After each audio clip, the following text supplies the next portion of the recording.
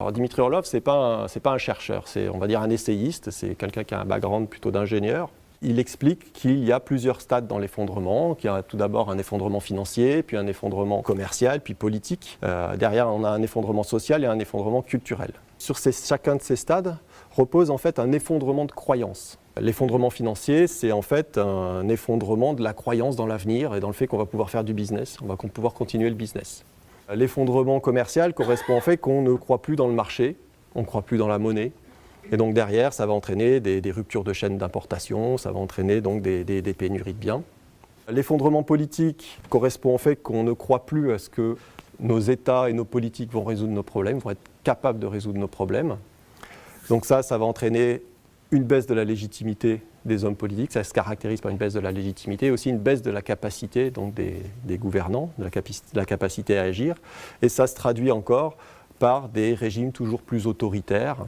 Alors le quatrième stade, donc l'effondrement social, là ça correspond plutôt au fait qu'un effondrement de la croyance dans les institutions sociales et locales, et donc il reste le stade de l'effondrement culturel, il correspond en fait où les sociétés perdent leur capacité dans la générosité, dans l'honnêteté, dans la compassion, dans l'empathie, dans la charité.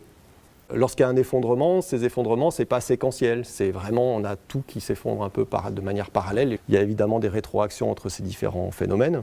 Et donc pourquoi est-ce que c'est important de parler de tout ça? Je pense que c'est pour bien comprendre que ces effondrements, ce n'est pas quelque chose de binaire. C'est-à-dire qu'on est dans un stade et pop, tout s'effondre et puis voilà.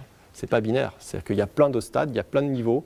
Et quand on est déjà à un certain stade, on peut aller encore plus bas. C'est là où il faut faire attention. C'est-à-dire qu'il ne faut pas se désarmer, il y a des problèmes, ça se dégrade, ça va s'effondrer. La question, c'est qu'est-ce qu'on va faire pour ne pas descendre plus bas? Je pense que quand je vous ai décrit les différents stades, globalement, on s'est tous dit, là, on y est un petit peu quand même.